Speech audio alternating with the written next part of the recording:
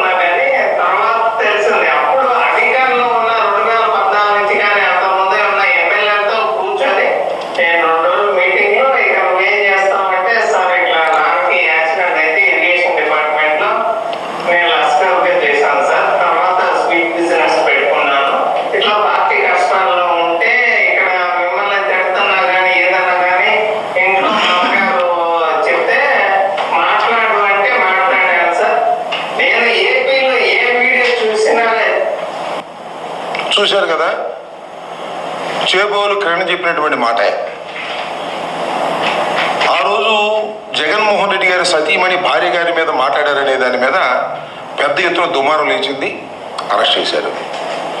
అంతకుముందు ఎంతమంది గురించి మాట్లాడాడు, ఎంతమంది భార్యల గురించి మాట్లాడారు, ఎంత నీచంగా మాట్లాడారు అవి దృష్టిలోకి రాలేదు.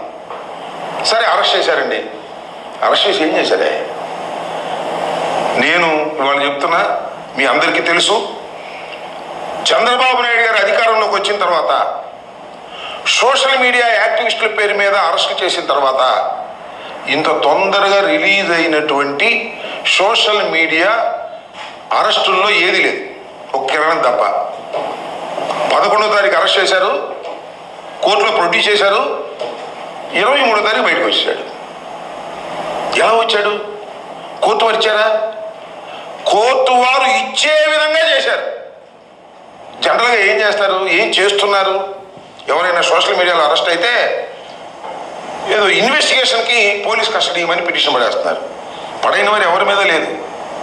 సోషల్ మీడియాలోనే కాదు, వైసీపీకి సంబంధించినటువంటి వ్యక్తులు ఎవరు అరెస్ట్ అయినా, మాధవ్ మొన్న అరెస్ట్ అయ్యాడు కదా, అరెస్ట్ చేశారు కదా, ఆయన మీద మళ్ళీ పిటిషన్ పెట్టారు, ఏది పోలీస్ కస్టడీకి ఇవ్వమని. పిఎస్ఆర్ ఆంజనేయులు గారు ఆయన పోలీస్ కస్టడీకి ఇవ్వమని పెట్టారు. ఒక్కళ్ళని కాదు, ఇంతవరకు అరెస్ట్ అయిన ప్రతి వారి మీద పిటిషన్ పెట్టి పోలీస్ కస్టడీకి తీసుకుంటున్నారు. కానీ చిత్రం ఏంటో, పాపం ఈ చేబ్రోలు కిరణ్కి పోలీస్ కస్టడీ అవసరం లేదన్నారండి. ఎందుకంటే మావాడండి, ఏదో నాటకంగా అరెస్ట్ చేశాం. చంద్రబాబు నాయుడు గారు పెంచి పోషించేసిన వ్యక్తి, చంద్రబాబు నాయుడు గారే ఆయన పిలిపించుకుని ఇవన్నీ మాట్లాడించాడు కాబట్టి ఆయన్ని మేము మాత్రం జాగ్రత్తగా జైల్లోకి తీసుకెళ్ళి జాగ్రత్తగా జైల్లో నుంచి బయటకు తీసుకురావాలని నిర్ణయానికి వచ్చాం.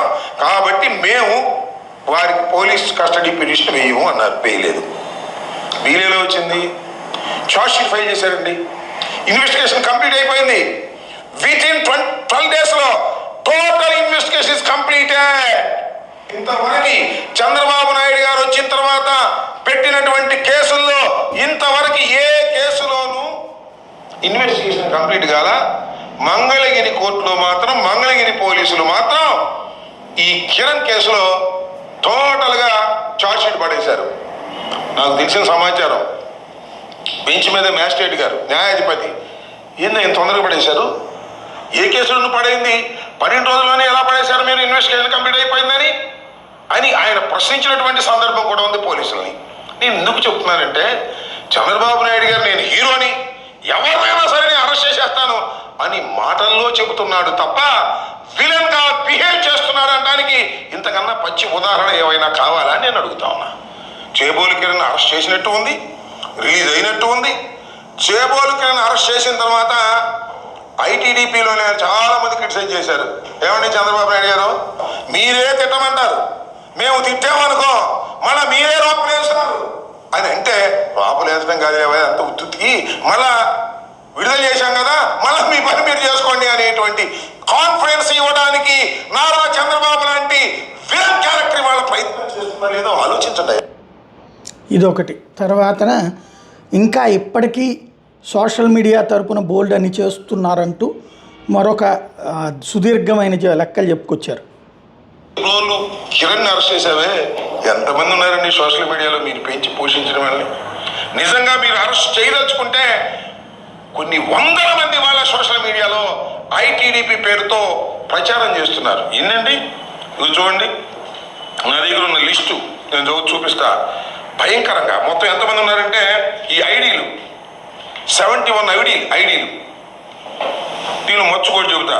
సిబిఎన్ ఫర్ పీపుల్ అంట, we support TDP activist, Nara Lokesh official, ఇంకా ఏంటో ఇంకా చాలా ఇవన్నీ చదవాలంటే చాలా టైం పడింది. TDP youth 9, trace out media Telugu, TDP students, team CBN. ఇవన్నీ చదువుతుంటే నాకు ఈ లిక్కర్ బ్రాండ్లు గుర్తొస్తాయి. చంద్రబాబు ఇది ఇంకా చాలా మాట్లాడారు.